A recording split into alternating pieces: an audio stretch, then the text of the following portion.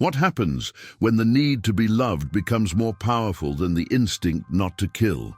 When emotion isn't just felt, but performed, curated, and weaponized? On a quiet evening in a suburban neighborhood, police entered a home marked by horror. Inside, two bodies, Sarah Grace Patrick's parents, brutally murdered, and there, curled up on the floor, covered in blood yet eerily unharmed, was Sarah herself. 17 years old, pale, trembling, whispering, "Why?" The image was haunting. To the first responders, it looked like trauma. A girl devastated by unimaginable loss. But within days, the narrative began to fracture. Details once seen as tragic began to feel rehearsed. Her sorrow too symmetrical, her words too clean.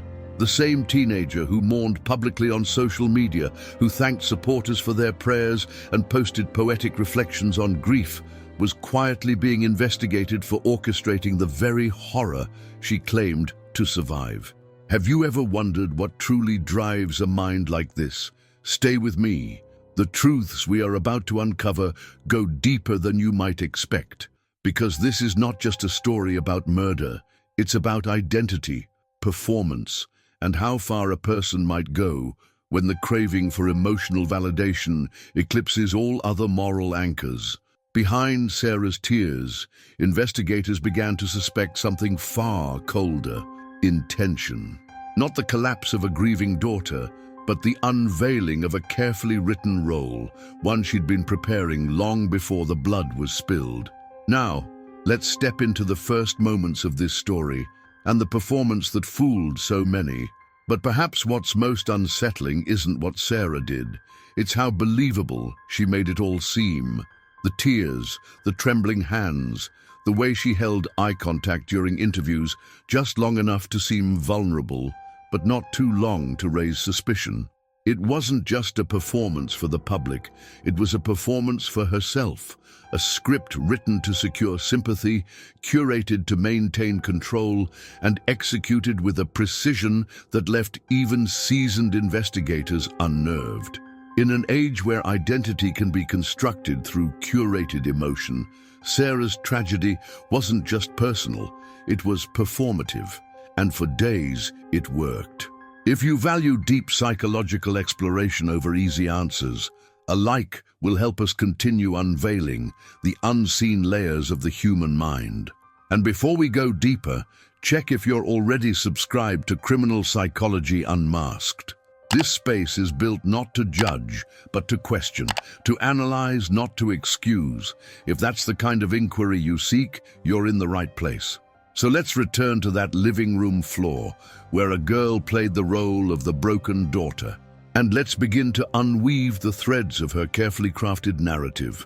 Because once we start to examine the timeline, what initially looked like trauma begins to look disturbingly like design. In the immediate aftermath of the murders, Sarah's story spread like wildfire. Through trembling lips, she spoke of masked intruders, a chaotic break-in, screams, blood, her miraculous survival. The narrative struck a chord: classic trauma, random violence, the broken daughter. News outlets echoed her version of events. Social media offered prayers. Hashtags emerged. Candlelight vigils were organized. For a moment, she wasn't just a survivor. She was a symbol of resilience. But behind every detail, there was something disturbingly controlled. Her first statement to police was brief but haunting. She described hearing her parents beg for their lives. She claimed to have hidden in a closet, paralyzed by fear, too afraid to intervene. Investigators noted how composed she was, not cold, but deliberate. When asked to repeat her statement, her words were eerily identical. No hesitation, no inconsistency. Her emotional affect didn't quite match the severity of what she described. Online, Sarah was curating grief in real time. Posts appeared with quotes about loss, pain, survival. Her captions were poetic, almost cinematic. Photos of her childhood with her parents, smiling, laughing, reappeared, filtered in black and white. Each element crafted a consistent visual narrative, She was the orphaned daughter, carrying the weight of senseless violence. But for those trained in psychological behavior, something felt off. Her digital mourning was too polished, too timed. The grief looked less like an outpouring of pain and more like a campaign. It wasn't raw, it was performative. And performative grief often has a purpose. Have you ever recognized fragments of these patterns in ordinary people? Share your perception. Your voice matters here. Sarah's peers, classmates, neighbors, teachers expressed disbelief. They described her as intelligent, articulate, even mature beyond her years. She had a flair for drama, they said, a deep sense of presence, always in control of how she was seen. But when some of those same people were shown her social media posts after the crime, they flinched. Not because she seemed broken, but because she seemed fine, almost pleased. As if she had finally stepped into a role she had rehearsed countless times before. This was no longer a tragedy. It was a production. And Sarah had cast herself as the protagonist. But what happens when the spotlight turns into an interrogation lamp? Let's move into the investigation timeline and watch how the truth begins to unravel.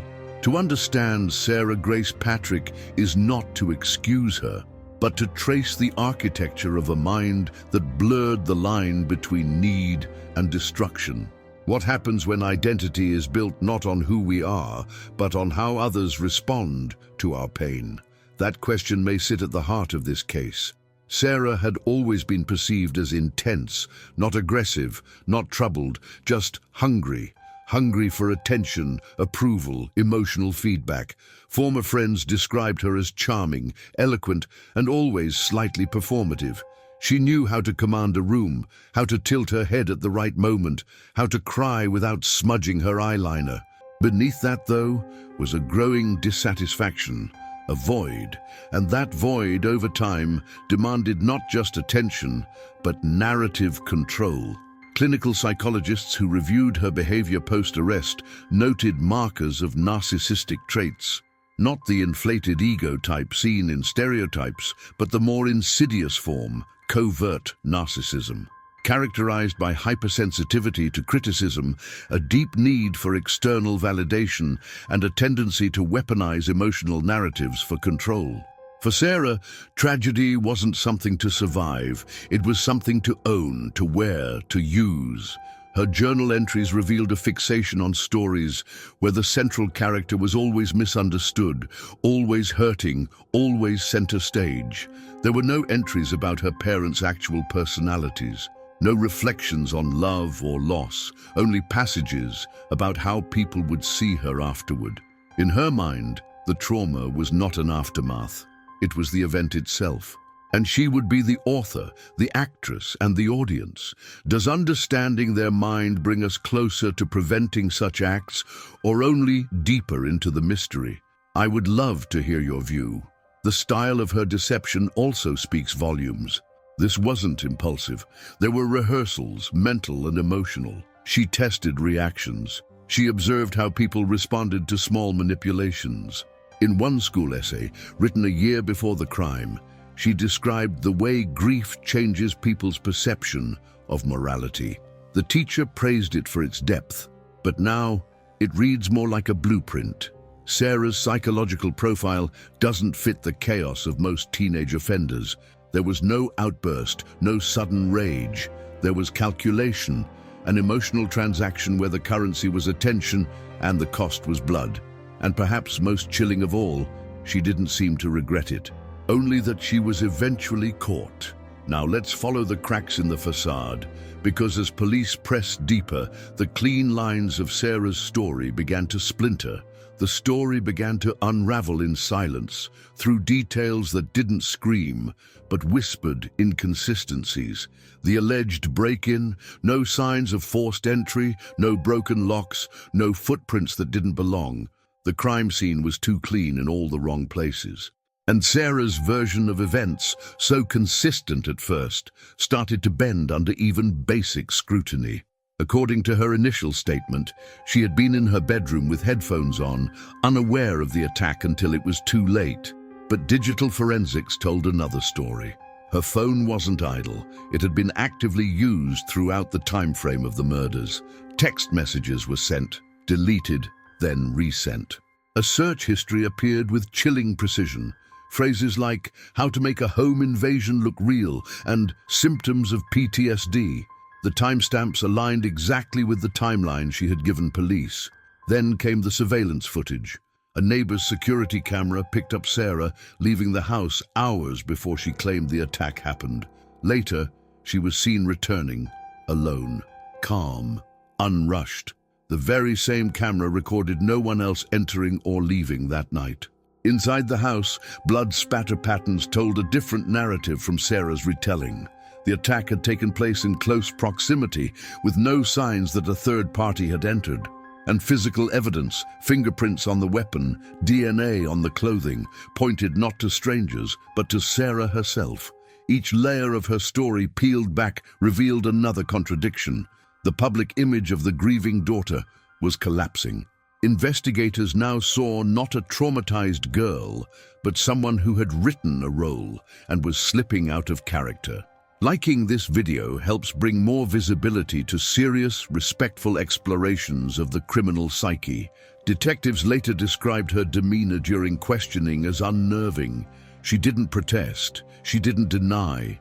Instead, she asked questions about how people were reacting, what the media was saying, if anyone had believed her initial version. It was no longer a matter of grief or guilt, but of perception. The shift was complete. The girl who had once curled up on the floor, whispering, "Why?" was now under a very different light. And in that light, what once looked like sorrow began to look like strategy. What followed wasn't silence. It was a carefully orchestrated echo. Sarah's grief took center stage, not in therapy rooms or private mourning, but on digital platforms and public appearances. She didn't hide, she posted. She engaged. She gave interviews where her voice quivered just enough to sound human, where tears welled at the perfect moment. Her captions spoke of loss, yet her posture, her composure, betrayed something else: control. Professionals who reviewed her footage and social presence noted a chilling pattern: emotional choreography. Each gesture aligned with public expectations of suffering. Her language mirrored cultural scripts of trauma, just enough confusion, just enough strength. But it lacked the raw disorientation common to real psychological shock. This wasn't a girl collapsing under the weight of grief. It was someone directing the scene. What struck you the most about the psychology behind this case? Your reflections are essential to keeping this exploration alive. In one televised appearance, Sarah spoke of hearing her parents' voices at night, her eyes unfocused just long enough to sell the moment. But her body language was still, rehearsed. There were no tells of internal chaos, no real fragmentation, only the quiet confidence of someone who knew exactly what impact she was crafting. And this is perhaps where the true manipulation lies, not just in lying, but in embodying a role so convincingly that even trained observers hesitate. Grief became her costume, sympathy her currency. The more the public responded, the more she leaned into the persona she had created. Even behind closed doors, the mask stayed on. One investigator noted that Sarah, while in holding, asked for a mirror before giving her official statement. Not a lawyer, a mirror. That image of a teenage girl ensuring she looked appropriately devastated before facing judgment captures something deeper than deceit. It reveals a fractured identity bound not by morality, but by performance. And for a while it worked. She wasn't just hiding the crime. She was rewriting the meaning of what it meant to suffer. Eventually, though, even the most compelling performance begins to wear thin under the weight of truth. And as the psychological mask began to slip, what was left behind was far more unsettling than a lie. It was a void. Let's step further into that void and examine how the illusion began to collapse from the inside.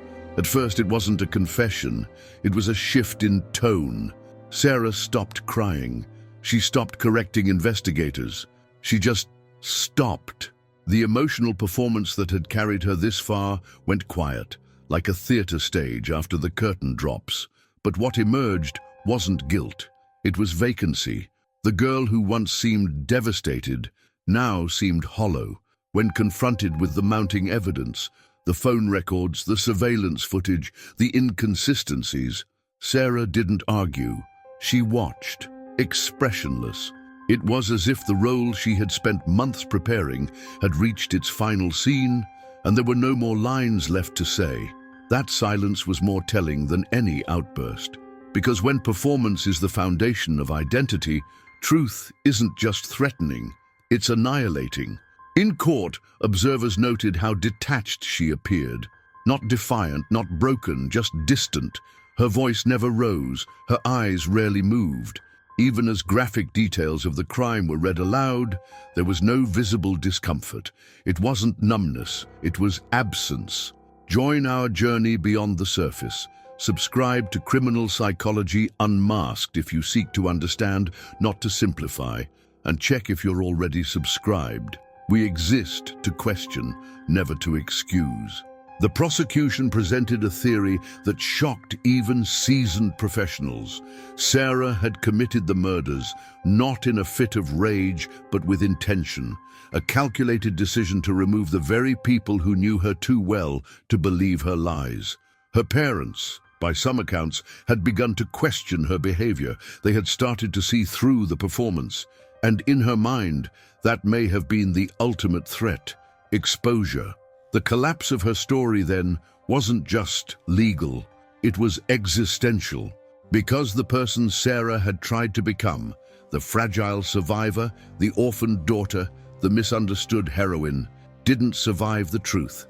That persona died the moment the spotlight turned into interrogation, and what was left behind wasn't a criminal mastermind or a cold-blooded monster. It was something harder to define. A fractured self, clinging to a fiction it could no longer control. The final unraveling wasn't dramatic, it was quiet. Sarah didn't confess with tears. She signed a plea deal. No grand declarations, no last words, just a silent end to the script she had written. But the questions her story leaves behind are louder than ever, and they echo long after the trial ends. Let's sit with those echoes and ask what they reveal about the darker architecture of identity and performance. Those echoes still linger, not in Sarah's words. She no longer speaks publicly, but in the uncomfortable questions she leaves behind. What happens when someone builds their identity not on truth, but on the reactions they can provoke? What does it mean when suffering becomes currency? And how many roles must one play before there's nothing real left underneath?